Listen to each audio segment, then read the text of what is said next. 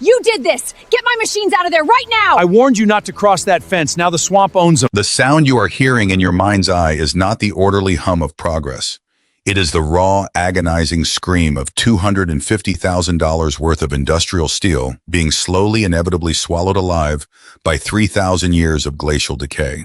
Imagine it a 12-ton John Deere 8R tractor, its massive high-flotation rubber rear tires buried past their axles in black oily muck that smells of ancient decaying spruce needles and rotten sulfur. Beside it, a heavy Caterpillar D6 bulldozer, its steel tracks spinning uselessly, throwing up great geysers of stinking black peat before losing traction entirely. The 2-inch braided steel towing cables connecting them are stretched so thin they hum like a cello string under immense tension, a warning note that everyone in the clearing is too angry or too stubborn to hear. "Don't you dare back!" Genevieve Croft's voice screeches through the static of a cheap walkie-talkie. She is standing on the dry gravel of the access road 50 yards away, her designer sunglasses pushed up into her immaculate blonde hair, her face flushed a furious, ugly crimson. "Keep pulling. We are not losing $250,000 of equipment to a muddy ditch on a Monday morning. Hit the throttle." The operator in the cab of the bulldozer shakes his head, his hands white-knuckled on the controls. He knows what is coming. Anyone who has ever worked the earth in this damp corner of Oregon knows what is coming. The ground beneath him is no longer solid. It is shaking like a bowl of dark, cold jelly. Every vibration of the heavy diesel engine is liquefying the very foundation of his machine, stripping away the soil's load-bearing capacity grain, by grain converting a stable grassy pasture into a deep pool of quicksand. Then it happens. A sound like a high-powered rifle shot echoes across the valley. The braided steel towing cable snaps under 30 tons of sheer kinetic tension. The parted cable whips back with lethal velocity, slicing through the air and smashing into the heavy steel grill of the bulldozer with a sickening metallic clang. The operator ducks, shielding his head as shards of shattered safety glass rain down inside the cab. Deprived of the counter-tension, the John Deere tractor takes a sudden, sickening lurch backward, settling another 2 feet into the dark liquid earth. The black muck rises past the bottom of the cab door. The engine gurgles, once coughs a cloud of thick black smoke and dies. I stand 50 yards away, leaning against the weathered wooden post of my pasture fence, a lukewarm thermos of black coffee in my hand. I don't yell, I don't cheer. I just raise my old Sony camcorder, adjust the zoom lens, and make sure the red recording light is blinking. "I told you, Genevieve," I say softly to the empty air, taking a slow sip of my coffee. "Blackwood Fen doesn't care about your clipboard. It doesn't care about your homeowners association, and it certainly doesn't care about your property values." To understand how 3 of the heaviest machines in the county ended up clinking like toy cars in a bog of liquid clay, you have to understand the land. You have to understand its history, its temper, and the generations of people who learned to respect it. And most importantly, you have to understand the sheer blinding arrogance of a suburban covenant that thought it could draw a line on a map and force the ancient earth to obey its rules. 48 hours before the first machine sank, the valley of Blackwood Fen was silent. It is a quiet that belongs only to the Pacific Northwest, a heavy, damp stillness where the fog rolls off the coastal range and hangs in the tops of the Douglas firs like wet wool. My family has owned these 100 acres since my grandfather, Silas Thorne, cleared the first stones in 1948 after returning from the war. I was a man who understood that you don't own land. You merely strike a temporary bargain with it. He spent 40 years farming this ground, learning where the water pooled in winter and where the soil was solid enough to build a barn that would stand for a century. He knew every creek, every glacial boulder, and every soft spot in the low meadows. He would watch the flight of the wild ducks to know when the water table was rising, and he never planted crops in areas that the valley wanted to keep as marshes. When I retired from my career as a senior geotechnical engineer for the State Highway Division, I came back here to raise a few head of cattle, restore my grandfather's old barn, and enjoy the silence. In my 35 years with the state, I had mapped hundreds of highway corridors and designed deep foundation pilings for multi-million-dollar bridges. I had seen entire highway bypasses slide into rivers because some city planners ignored the underlying soil geology. I knew soil liquefaction, shear strength calculations, and clay cohesion parameters like the back of my hand. I knew that beneath the lush, deceivingly green pasture grass of the lower meadow lay a treacherous geological formation, a deep, thixotropic glacial peat bog fed by an underground aquifer that had been slowly trickling since the last ice age. Thixotropic is a fancy engineering term for a simple, terrifying phenomenon. Under normal conditions, the soil behaves like a solid held together by a fragile network of clay particles, organic matter, and ancient root structures. But when you subject it to mechanical vibration, like the steady rhythmic thrum of heavy diesel engines, that network collapses. The water trapped between the clay particles is forced out, and the solid earth turns instantly into a liquid soup, losing 100% of its shear strength. It becomes quicksand with a memory eager to pull down anything that dares to disturb its slumber. My grandfather didn't know the engineering word for it, but he called it the bottomless blue clay, and he taught my father Thomas to never let the tractor graze its edges when the spring rains fell. On Saturday afternoon, that silence was shattered by the high-pitched whine of a luxury SUV engine. A pristine metallic silver Mercedes SUV tore down the gravel lane that separates my property from the newly built Evergreen Crest subdivision, a collection of 85 identical white-sided mansions with gray asphalt shingles that had cropped up on the ridge like mushrooms after a rain. The Mercedes came to a halt right at my pasture gate, kicking up a cloud of gray limestone dust that coated my freshly painted fence posts. The door swung open and Genevieve Croft stepped out. She was the newly elected president of the Evergreen Crest Homeowners Association, and she carried herself with the supreme unearned authority of a woman who had spent 20 years in high-end suburban real estate. Her outfit was a study in practical hiking gear that had never seen actual dirt, pristine white trail runners, designer leggings, and a gray Patagonia vest that still smelled of the store rack. In her left hand, she held a heavy clipboard bound in premium black leather, her scepter of office. "Silas Thorne," she called out, her voice carrying that sharp, practiced friendliness that usually precedes an eviction notice. She didn't walk. She marched across the damp grass, her heels sinking slightly into the turf with every step. "Afternoon, Genevieve," I said, not looking up from the greasy carburetor of my old Ford 8N tractor. I was carefully cleaning the brass jets, a task that required precision and patience, two virtues that Genevieve Croft had never acquired. "We have a matter of some urgency to discuss, Silas," she said, stopping 5 feet from me. She waved her hand toward the lower pasture, the wet green meadow where the wild reeds and cattails grew. "The HOA board has finalized our master beautification plan for the summer. We are going to reclaim this low-lying area. We're calling it Croft's Oasis. We plan to build a walking trail, 3 cedar gazebos, and a paved viewing platform for the residents." I stopped my wrench. I turned slowly and looked at her, letting the silence hang in the air for a moment. "Croft's Oasis, Genevieve, that's my lower pasture. It's been Thornland for 78 years. She smirked, a thin, symmetrical pulling back of the lips that lacked any real warmth. "Actually, Silas, we had our title company do a preliminary review.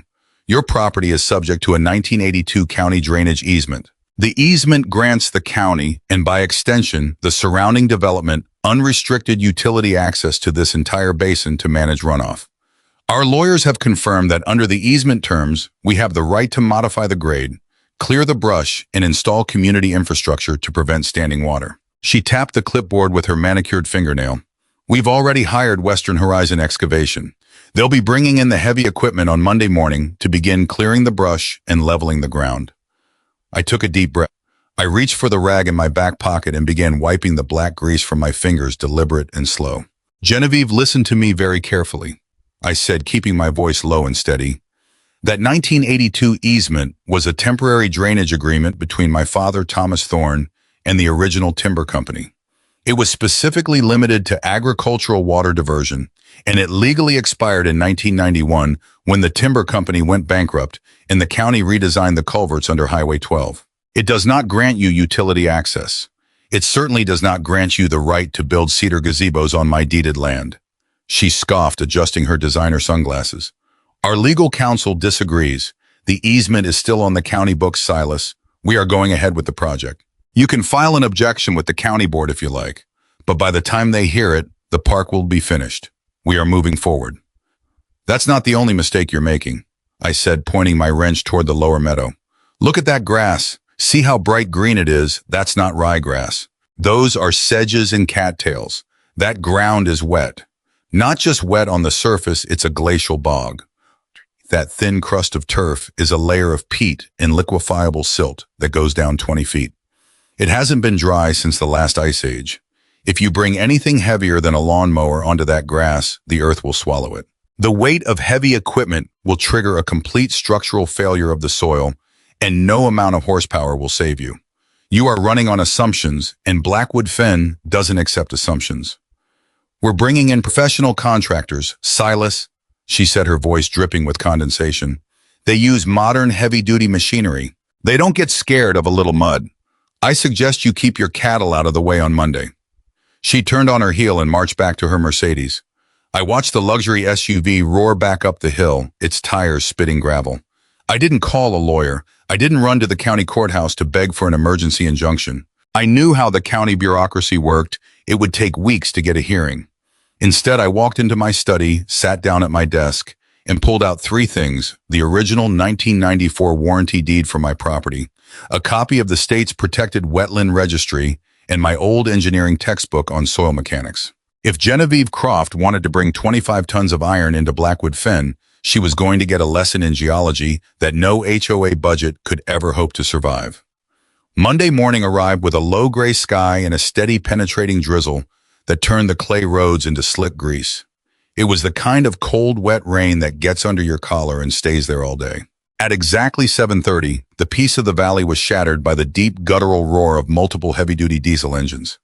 I stood on my front porch, a mug of hot coffee in my hands, watching a convoy of yellow and green steel crawl down the ridge road from the subdivision. Genevieve Croft was leading the charge in her silver Mercedes, acting as a ceremonial scout. Behind her came a massive flatbed truck carrying a yellow Caterpillar D6 Bulldozer, a 30,000-pound beast with steel tracks designed for heavy earth moving. Behind that was a brand new metallic green John Deere 8R tractor equipped with high flotation rubber tires and an enormous 8-foot grading blade attached to its rear 3-point hitch. They pulled up to the wire gate of my lower pasture. Two men in high-visibility vests got out of the lead truck, looked at the rusted chain and lock on my gate, and then looked up toward my house. I didn't go down to meet them. I didn't need to. Genevieve got out of her Mercedes holding her leather clipboard under a large golf umbrella. She gestured impatiently to the gate. One of the workmen took a pair of heavy bolt cutters from the back of his truck, walked up to my gate, and snipped my chain with a sharp metallic clack.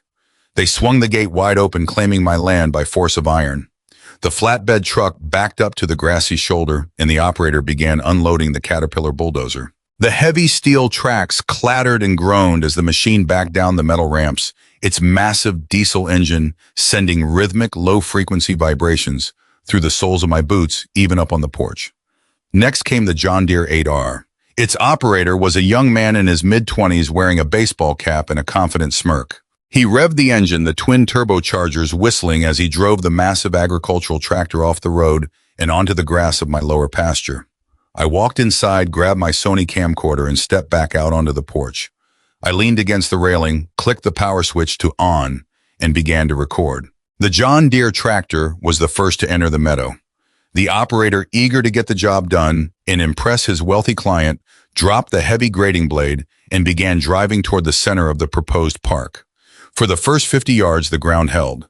The massive rubber tires designed to distribute weight left shallow, neat tracks in the damp turf. From her vantage point on the gravel road, Genevieve smiled, tapping her clipboard against her thigh. She looked up toward my porch, raising her chin in a silent gesture of triumph. But Blackwood Fen was already preparing its response. At the 60-yard mark, the John Deere crossed the invisible boundary where the old glacial stream bed lay buried beneath the grass. Here, the thixotropic nature of the soil was at its peak. The steady, heavy vibration of the tractor's 340 horsepower engine was traveling down through the tires, ringing through the waterlogged silt beneath like a tuning fork. Suddenly, the texture of the ground changed. The bright green turf did not rip. It simply parted like a wet paper towel. The rear tires of the John Deere sank 6 inches in a split second. The operator, realizing he had lost momentum, did exactly what every untrained driver does in a bog. He stepped on the differential lock and jammed the throttle forward.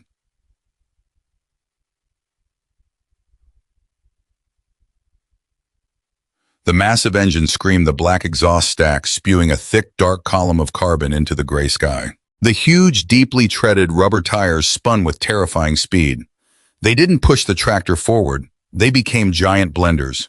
In a matter of 3 seconds, the spinning tires chewed through the fragile grass crust exposing the liquid blue-gray clay and rotting black peat beneath. The tractor didn't move an inch forward. Instead, it dug itself down. The massive rear tires sank to their hubs, the thick liquid muck filling the tread and turning the wheels into smooth spinning cylinders of mud. The operator let off the throttle, his face suddenly pale through the glass of the cab. He opened the cab door, looked down at his tires, and realized that the step plate of his brand new $100,000 tractor was now resting flat on the surface of the mud. On the road, Genevieve's smile vanished. She marched down to the edge of the grass, her white trail runners immediately sinking into the muck up to her ankles. She didn't notice the mud ruining her shoes. She was too busy shouting at the operator. "What are you doing?" she screamed over the idling diesel engine. "Drive it out of there. Use the four-wheel drive." "It is in four-wheel drive, lady," the operator yelled back, his voice cracked with panic. The ground just went soft. "There's no bottom to this stuff. It's like jelly." I zoomed the camera in on Genevieve's face. It was a masterpiece of frustration and disbelief. She turned to the second machine, the operator of the Caterpillar D6 Bulldozer, who was still idling on the shoulder of the road. "You," she ordered, pointing her clipboard at him like a sword. "Take the dozer in there and pull him out." Now, the bulldozer operator, an older man named Hank, who looked like he had spent 40 years inhaling diesel fumes, climbed out of his cab. He walked to the edge of the grass, spat a stream of tobacco juice into the mud, and looked at the trapped John Deere. "I don't know, ma'am," Hank said, shaking his head. "That pasture's real wet. A D6 is 30,000 pounds of solid iron. If that ground won't hold a tractor on flotation tires, my tracks might just sink like an anvil in a pond." "That is a Caterpillar bulldozer." Genevieve snapped, her voice rising to a shrill pitch. "It has tracks. It is designed for mud. I am paying your company $5,000 a day for this equipment, and I will not have it sitting idle because you're afraid of some wet grass. Now get in there and pull that tractor out before we lose the entire morning." Hank looked at her, then looked up at my porch. He saw me standing there with my camcorder. I knew me. We'd served on the County Road Commission together 10 years back. I didn't wave. I just kept the camera pointed at him. Hank sighed, ran a hand over his tired eyes, and walked back to his machine. "On your head be it, lady," he muttered. The Caterpillar D6 roared to life, its steel tracks clattering with a heavy rhythmic metal-on-metal groan as he steered it onto my pasture. At first, it looked like Genevieve was right. The bulldozer's wide steel tracks distributed its immense weight beautifully. It moved slowly, deliberate, and unstoppable, crawling across the damp turf toward the stranded John Deere like a giant yellow beetle. Hank kept his machine in low gear, attempting to minimize the shear stress on the delicate soil matrix. But Hank was cautious. He stopped 20 yards short of the tractor, keeping his machine on what he hoped was firmer ground. "Throw me the tow cable," Hank yelled to the younger operator. The young man scrambled out of his half-submerged cab, slipping and sliding in the knee-deep black muck. He dragged a heavy 2-inch thick braided steel towing cable from the back of the tractor, his boots making loud sucking noises with every step. He managed to hook the heavy steel clevis to the drawbar of the bulldozer. Hank clambered back into his cab, engaged the winch, and tightened the cable. The steel line lifted out of the mud, dripping with black slime, and became straight and rigid as an iron bar. "Back off!" Hank shouted through his open window. "Everyone clear of the cable." Genevieve stood 30 yards away, her eyes glued to the scene, her clipboard clutched to her chest like a shield. Hank shifted the D6 into reverse. The tracks began to rotate. The steel grousers bit into the sod. The cable groaned under the sudden immense strain. The John Deere tractor shivered, its frame creaking as 30 tons of pulling force tried to break the suction of the mud. For a brief second, it looked like it might work. The tractor rose an inch. Then the thixotropic trap sprang shut. The heavy, high-frequency vibration of the bulldozer's tracks, combined with the immense torque of its engine, traveled deep into the soil profile. Beneath the tracks, the delicate matrix of the silt and clay particles collapsed. The water molecules trapped in the peat were forced to the surface under the pressure. The soil lost all structural integrity, transforming into a dense, viscous liquid with zero load capacity. Within 10 seconds, the ground beneath his Caterpillar bulldozer literally liquefied. The steel tracks didn't slide, they began to excavate. The bulldozer sank vertically as if it were on a slow-motion elevator.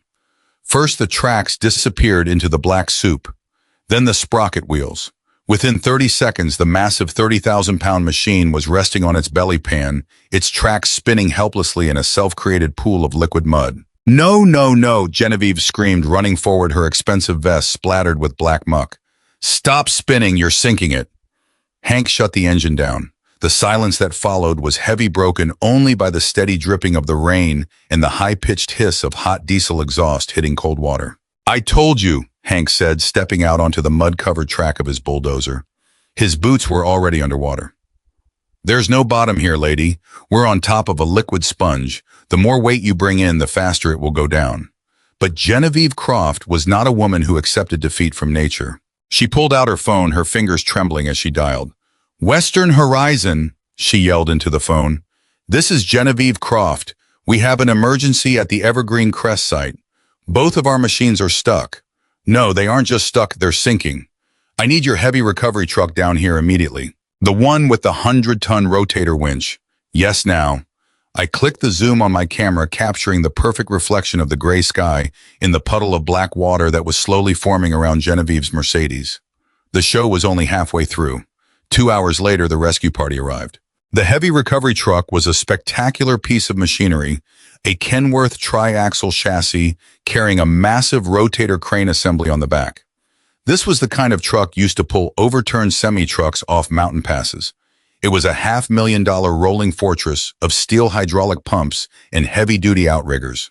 It was equipped with a 360-degree rotating boom, dual 50,000-pound winches, and an auxiliary 20,000-pound winch designed to pull maximum loads from extreme angles. The driver, a burly bearded man named Buck, who looked like he had wrestled grizzly bears for a living, parked his massive truck on the gravel road. He walked down to the pasture gate, took one look at the yellow and green steel sitting half submerged in my meadow, and whistled. That's a pretty mess, Buck said, pushing his cap back. Who was the genius who drove a D6 into a peat bog during a rainstorm? Genevieve marched up to him, her face tight and pale. The details of how they got there are irrelevant, Mr. whatever your name is. Your job is to pull them out. I am willing to pay whatever your emergency rate is. Just get them back on the road. Buck looked at the grass, then looked at the gravel shoulder of the road. Well, ma'am, my truck weighs 60,000 pounds. I can't drive it onto that grass. If I do, I'll be sitting right next to them by lunchtime. I'm going to have to pull them from the road using the main boom and 3/4-inch steel cable. Fine, Genevieve said. Just do it. Buck walked back to his truck and began his setup. He lowered the massive hydraulic outrigger's large flat steel feet designed to stabilize the truck and prevent it from tipping over under heavy loads. The steel feet came down, resting on the gravel shoulder of the road. All right, Buck yelled to the two younger operators. I'm going to run the main line out to the dozer first. Get that cable hooked to the front pulling eye. The operators, now thoroughly soaked and covered in stinking black mud, dragged the massive steel hook across the pasture. It took both of them straining against the weight of the cable to reach the front of the bulldozer. They secured the hook. Buck sat at the control console of his rotator crane, his fingers moving over the hydraulic levers with practiced ease. The massive steel boom extended, rising into the gray sky. Tightening the line, Buck called out. The hydraulic winches on the Kenworth truck began to hum a deep, high-pressure whine that vibrated through the air. The heavy cable lifted out of the mud, pulling tight. The Caterpillar D6 shivered. The mud around it bubbled and hissed as the suction began to fight against the hydraulic power of the crane. Come on, baby, Buck muttered, pulling the lever further back. The pressure gauges on the crane rose into the red zone. The Kenworth truck's engine revved high, its exhaust stack screaming as the hydraulic pumps worked at their absolute maximum limit. Then the law of physics in the geology of Blackwood Fen struck back. To pull a 30,000-pound machine out of deep clay suction requires nearly 50 tons of pulling force. That force has to go somewhere.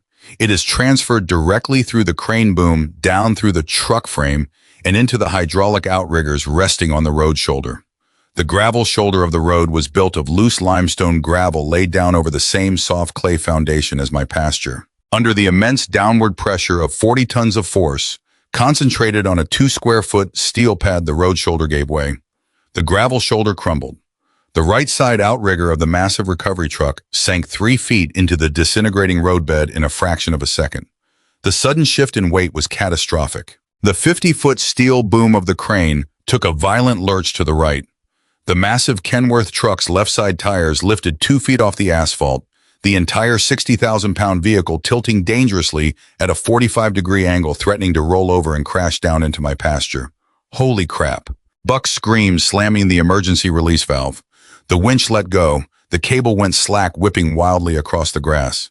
Deprived of the pulling force, the Kenworth truck slammed back down onto its left tires with a bone-jarring crash that shattered the truck's oil pan, sending a dark pool of black engine oil running down the asphalt road. The Caterpillar Bulldozer, which had rose perhaps 6 inches, dropped back into the mud with a wet, heavy schluck, settling even deeper than before. Buck scrambled out of his tilted cab, his face white with terror. He ran to the back of his truck, looking at the buried outrigger and the ruined roadbed. "That's it," Buck yelled, his voice shaking with anger. "I'm done. This ground is a death trap. I'm not losing my truck to this bog. You people are crazy." "You can't leave," Genevieve shouted, her voice reaching a hysterical peak. "You haven't pulled them out. My HOA budget." "I don't give a damn about your HOA budget, lady," Buck roared, pointing his finger at her face. "My truck is half ruined, the road is collapsed, and if I try to pull again, that crane is going to snap and kill someone. I'm calling the county road crew to get my truck stabilized, and then I'm towing my own rig out of here. You're on your own." I leaned against my fence post, clicked the zoom lens back, and captured the entire scene. A tilted $500,000 crane truck, a half-submerged bulldozer, a buried tractor, and Genevieve Croft standing in the pouring rain. Her clipboard dropped in the mud, her perfect hair plastered to her face, looking like a captain on a sinking ship. And that was when the flashing blue and red lights appeared on the ridge. The vehicles that pulled up to the gate were not towing trucks. The first was a white Ford F-250 with the official blue emblem of the Hat County of Blackwood on the door. Office of the County Surveyor and Geologist. The second was a green and white SUV belonging to the County Sheriff's Department. Kansas Trung Sheriff Marcus Miller stepped out of his vehicle, his heavy leather duty belt creaking as he walked. He was a tall, slow-moving man with a gray mustache and eyes that had seen every kind of foolishness the county had to offer. Behind him came David Evans, the county surveyor, a thin man carrying a high-precision GPS surveying pole and a rolled-up set of master maps. Genevieve saw them and ran toward the gate, her muddy shoes splashing. "Sheriff, thank God you're here. This man," she pointed a trembling finger up at me on my porch, "has intentionally sabotaged our community project. He refused to help us. He let our machine sink, and he's been standing there filming us like a vulture." Sheriff Miller looked at her, then looked at the tilted crane truck, the buried bulldozer, the half-submerged tractor, and the black oil running down the road. He slowly walked over to my gate, looked at the cut chain lying in the grass, and then looked up at me. "Afternoon, Silas," the sheriff called out, tipping his hat. "Afternoon, Marcus," I replied, walking down the steps of my porch with my camcorder still in hand. "Wet day for a walk." "Sure is," Marcus said. He turned to Genevieve. "Mrs. Croft, we received a call from Mr. Thorne's legal representative 2 hours ago. We also received a formal complaint from the State Department of Environmental Quality. I think we need to establish exactly where we are standing before we talk about sabotage. We are standing on the Evergreen Crest drainage easement." Genevieve said, her voice shaking as she picked up her muddy clipboard and tried to find her papers. "It's a 1982 county-approved easement for utility and drainage modification." David Evans, the county surveyor, sighed. He planted his high-precision GPS pole in the grass near the gate, waited for the satellite lock to beep, and then unrolled his master plat map on the hood of the sheriff's SUV. "Mrs. Croft," David said, his voice flat and professional, "I've spent the last 2 hours in the county records archive. The 1982 easement you are referring to was a temporary timber access drainage agreement between the original timber company and Mr. Thorne's father. It was legally dissolved in 1991 when the State Highway Division redesigned the culverts under Highway 12. It was never transferred to the subdivision deed. There is no active easement here." He pointed a finger to a bold black line on the master map. "According to the official county plat, the boundary line for the Evergreen Crest subdivision ends at the top of the ridge, exactly 30 feet north of this gravel road. This entire pasture, including the road shoulder you've destroyed, is deeded private property belonging to Silas Thorne. You have zero legal right to be here." Genevieve went completely still. The color drained from her face, leaving her skin a dull, chalky white. "But our title company, the HOA lawyers." "Your HOA lawyers looked at an outdated tax map, Mrs. Croft," David said, rolling up the map. "They didn't check the active deed registries. You are currently standing 15 feet inside Mr. Thorne's private property, and your contractor's machines are 40 yards inside his private pasture. Sheriff Miller stepped forward, his expression cold. Which means, Mrs. Croft, that you cut a private gate lock, entered deeded private land without permission, and have caused extensive property damage with heavy machinery. That is criminal trespass and property destruction. But it was an honest mistake, Genevieve stammered, her voice cracking. We were trying to build a park, a beautiful park for the community. It gets worse, Genevieve, I said, stepping up to the gate. I handed a laminated document to Sheriff Miller. That lower pasture isn't just my land. In 2012, I enrolled those 30 acres in the Oregon State Protected Wetland Conservation Program. It's a classified glacial wetland home to the endangered Oregon spotted frog and several rare species of waterfowl. Any unauthorized activity here is a violation of state law. Sheriff Miller looked at the document, then looked back at the mud pit where 30 tons of steel had chewed the soil into a black soup. Silas is right, the sheriff said. Under state law, bringing heavy machinery into a protected wetland without a state biological permit carries an automatic civil penalty of up to $10,000 per day per machine.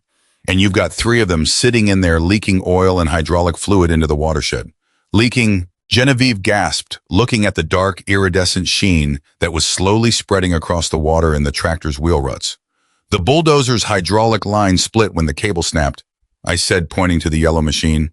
And Bucks Kenworth just dumped 5 gallons of engine oil onto the road shoulder, which is currently draining straight into the wetland basin. The state DEQ inspectors are already on their way down from Portland. I'd expect them by 5 o'clock. Genevieve dropped her clipboard. It landed face down in a puddle of muddy water, the papers soaking up the black muck.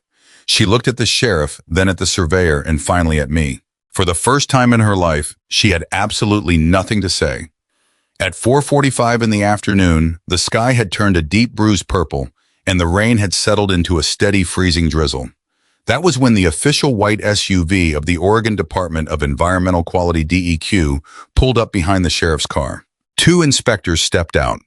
The lead inspector was a sharp-featured woman named Elena Vance, wearing a thick yellow rain jacket with DEQ Environmental Enforcement printed in bold black letters on the back. She carried a waterproof digital tablet, a professional water sampling kit, and a set of glass vials. She didn't waste time on pleasantries. She walked straight to the pasture gate, looked at the half-submerged machinery, and then knelt by the edge of the pooling water. Sheriff Miller, Elena said, her voice crisp and businesslike. Is this the site of the reported petroleum discharge? Yes, ma'am, Sheriff Miller replied, pointing toward the road shoulder in the pasture. We have a Kenworth crane truck with a ruptured oil pan on the road and a Caterpillar bulldozer with a compromised hydraulic system sitting 40 yards into the wetland. Elena tapped her tablet, opening a digital map. And this is the Blackwood Fen Protected Conservation Parcel. That's correct, David Evans confirmed, pointing to his survey markers. The entire area of impact is within Silas Thorne's private wetland conservation boundaries. Elena walked down to the edge of the mud, stepping carefully on the dry hummocks of sedge. She dipped a glass sampling vial into the dark, oily sheen floating on the water in the John Deere's tire tracks. She held the vial up to the gray light. The liquid inside was cloudy, separated by a thick, dark layer of petroleum on top. We have a confirmed active discharge of hydraulic fluid and heavy motor oil into a classified aquatic ecological habitat, Elena stated, her voice echoing in the quiet valley. Hydraulic fluid contains zinc dialkyl dithiophosphate and heavy aromatics that are highly toxic to aquatic organisms. If this reaches the mainstream, it will devastate the biological balance. The soil structure here has been severely disrupted, and the damage to the underlying peat layer will take years to recover naturally. Under our classification, Blackwood Fen is a Category 1 glacial wetland, which requires maximum ecological protection. She turned her sharp gaze to Genevieve Croft, who was still standing by her Mercedes, shivering under her umbrella. Are you the responsible party for this operation? Elena asked. I am the president of the Evergreen Crest Homeowners Association, Genevieve said, her voice lacking its usual sharp edge. We were doing some landscaping. We didn't know. Ignorance of environmental boundaries is not a legal defense, Mrs. Croft, Elena interrupted, tapping her tablet screen. This basin is a critical tributary for the Blackwood Creek watershed. Any oil introduced here travels directly into the spawning grounds of the native coho salmon. Under Oregon Revised Statute 468B, discharging petroleum into waters of the state carries an automatic administrative penalty. This is a Tier 1 environmental violation. She looked at her screen calculating the figures. Since you initiated this construction without a state-approved stormwater management plan, a biological assessment, or a wetland disruption permit, your organization is facing multiple violations. She turned the tablet toward Genevieve. The standard penalty is $10,000 per day per violation. We have unauthorized wetland excavation, illegal petroleum discharge, and failure to report an active spill. That is $30,000 in administrative fines for today alone. And the clock will continue to run at $10,000 per day until every piece of machinery is removed and a certified hazardous materials mitigation team completes the soil remediation. I will be submitting this directly to the Attorney General's Office for Civil Enforcement. Genevieve looked like she was about to faint. She leaned against her Mercedes for support, her hands shaking so violently she could barely hold her umbrella. $30,000 for today. Yes, Elena said coldly, and I am issuing an immediate stop work order on this entire project. No further vehicles are allowed to enter this parcel without my written authorization. Any attempt to move these machines without a state-approved recovery plan will result in additional daily penalties. We will have monitors on site tomorrow morning. She turned to me. Mr. Thorne, as the deed holder, you are legally required to grant access for the recovery team, but you are not financially responsible for any of the costs. All liabilities rest entirely with the entity that authorized the trespass. You did the right thing by calling us immediately. I understand, Inspector, I said, tipping my hat. I'll make sure the gate is open for the certified recovery crew when they show up with the right paperwork. Elena Vance nodded, took several more water and soil samples, and walked back to her vehicle to file her official report. Genevieve stood frozen, staring at the black water. The reality of her master plan was finally sinking in, and it was far more expensive than she had ever imagined. The fallout did not remain confined to my muddy pasture. By Thursday, the story of the sinking of Evergreen Crest had traveled through the entire county, aided in no small part by the 3-minute video clip I had uploaded to the local community forum. It was a masterpiece of mechanical karma, and it had garnered over 50,000 views in less than 48 hours. At 7 o'clock on Thursday evening, the Evergreen Crest Community Center was packed to its absolute capacity. Normally, HOA meetings were sleepy affairs, attended by a handful of retirees, arguing over the height of mailbox posts, the acceptable shades of beige for garage doors, or the frequency of lawn mowing. Tonight, however, the atmosphere was electric with fury. 85 homeowners, many of them still wearing their corporate work attire, stood shoulder to shoulder in the gymnasium, their voices raised in a deafening hum of anger. I sat in the very back row wearing my faded oilskin jacket, a quiet observer of the storm I had watched brew. At the front of the gym, behind a long folding table, sat the 5 members of the HOA board. Genevieve Croft sat in the center. The supreme, untouchable confidence she had projected on my pasture was completely gone. She looked small, pale, and exhausted, her eyes rimmed with red, her hands trembling as she adjusted a stack of papers in front of her. The meeting was called to order by the HOA treasurer, a nervous man named Arthur Pendleton, who looked like he wanted to dig a hole and crawl into it. He tapped the microphone, his hand visibly shaking the speaker's feedbacking with a sharp, high-pitched whine. He adjusted his glasses, sweat dripping from his forehead onto his tie, as he set up a PowerPoint slide projector. "Thank you everyone for coming," Arthur stammered, the microphone screeching. "As you are all aware, we are facing an unprecedented financial situation regarding the Lower Basin Beautification Project." "You mean the trespass?" a man in the third row shouted, slamming his fist onto his chair. "You went onto private land and destroyed a protected wetland. You didn't even check the maps."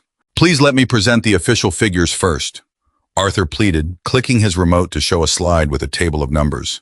"To recover the Western Horizon machines before the ground freezes, which would destroy their internal hydraulic systems and leave the HOA liable for their full replacement value, we had to contract a specialized heavy lift recovery team from Portland. Because of the soft ground, they had to construct a temporary tactical road using interlocking steel mats.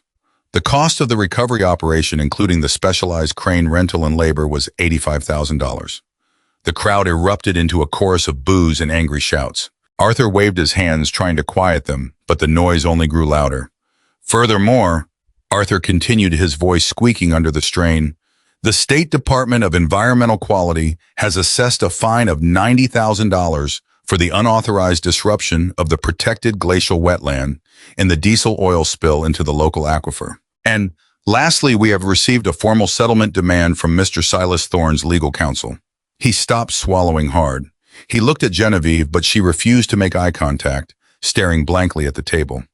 Mr. Thorne's terms are non-negotiable, Arthur said, his voice dropping. He requires $40,000 for the complete geological and ecological restoration of his pasture, $50,000 in damages for trespass and destruction of private property, and the immediate installation of a permanent 6-foot-tall commercial-grade chain-link fence along our shared boundary to be funded entirely by the HOA. The total cost of the fence is $25,000. If we do not settle, we will face a federal lawsuit under the Clean Water Act. That's $300,000, a woman in the back screamed, her voice cracking with horror. We don't have that kind of money in the reserves. The reserve fund only has $12,000 in it. How do you expect us to pay this? That is correct, Arthur said, his head dropping. To meet these immediate financial obligations and avoid a federal lawsuit under the Clean Water Act, which our legal counsel warns us we would certainly lose, the board has voted to approve a special assessment. Every home in the Evergreen Crest development will be assessed a one-time non-negotiable fee of $3,500 due by the 1st of next month. The gym exploded. People stood on their chairs, shaking their fists at the board. 2 men had to be held back by their neighbors as they tried to storm the front table. I bought my house 6 months ago. A young father shouted, his face flushed with anger. I don't have $3,000 lying around because our president doesn't know how to read a property deed. This is gross negligence. I'm suing the board for fiduciary breach. We demand Genevieve's resignation, another resident screamed, and within seconds the entire room was chanting, resign, resign. Resign. Genevieve Croft slowly stood up. She looked at the crowd, the people who had elected her because she promised to raise their property values and keep their neighborhood pristine. She opened her mouth to speak, to defend her master plan, to explain that Croft's oasis would have been beautiful and increased the resale value of their homes. But the sound of 85 angry voices drowned her out completely. She realized there was no victory to be had. She picked up her leather handbag, turned, and walked out the side door of the gymnasium, leaving the microphone running on the empty table behind her. I watched her go, then stood up, zipped my jacket, and walked out into the cool Oregon night. The stars were beginning to peek through the breaking clouds, and the air smelled of wet earth and pine. By Monday morning, a different kind of crew arrived at Blackwood Fen. There were no heavy bulldozers, no high-flotation tractors, and no arrogant HOA officials. Instead, 2 flatbed trucks carrying bundles of steel posts, rolls of chain-link wire, and hand tools parked quietly on the asphalt road well outside my pasture line. The crew was led by an experienced local fence contractor named Robert Miller. He walked up to my house, held out a copy of the official county survey map, and nodded respectfully. Morning, Mr. Thorne, Robert said. We're here to install the boundary fence as ordered by the county and funded by the Evergreen Crest HOA. We've verified the GPS coordinates and the surveyor's red stakes. We'll be working entirely by hand. No heavy vehicles will cross your pasture. Appreciate it, Robert, I said, pouring him a cup of coffee. Take your time. The ground's still healing from last week. For the next 10 days, Robert's crew worked diligently. They dug each post hole by hand using manual augers, mixing the concrete in small wheelbarrows on the gravel road.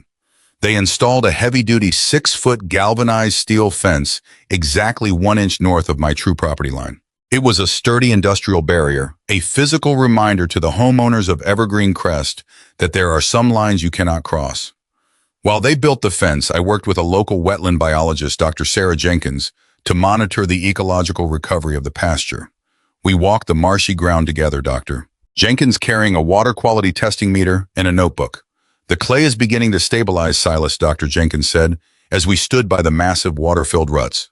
Peat bogs have a remarkable capacity for self-repair provided they aren't disturbed again. The native sedges are already sending out new runners to cover the bare mud.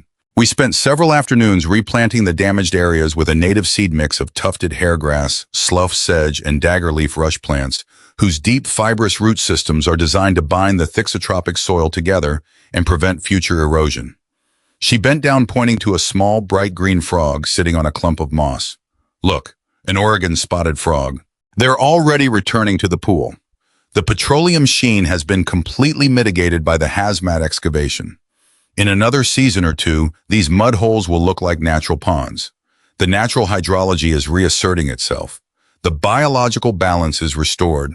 The soil's shear strength will recover, but it will take time and complete peace. My grandfather always said this land knew how to look after itself.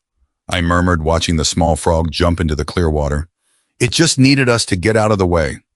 When humans stop trying to impose their grids on the wilderness, the earth always finds its path back to balance. The restoration work was slow, but it was thorough. The HOA's funds paid for every shovel of fresh topsoil, every native willow cutting, and every hour of ecological consulting. It was the ultimate poetic justice. The very organization that had tried to destroy my land to build a cosmetic playground was now paying to return it to its wildest, most natural state. By the end of the month, the transition was complete. Genevieve Croft's house on the ridge was quiet. The metallic silver Mercedes was gone, replaced by a moving truck that had come and gone in a single afternoon. A bright red for sale sign stood on her pristine manicured lawn, its price slashed by 20%. No one in the subdivision talked about Croft's oasis anymore. The phrase had become a local joke, a cautionary tale about the high cost of vanity. My lower pasture is silent again. The industrial fence stands solid and silent, casting long shadows across the damp grass as the sun sets over the coastal range. The scars in the earth are still there, but they are no longer ugly. They have filled with fresh rainwater, turning into small thriving wetlands where the dragonflies hover and the red-winged blackbirds sing from the reeds. I sit on my front porch as the evening fog rolls off the coastal range, wrapping Blackwood fen in its damp protective blanket.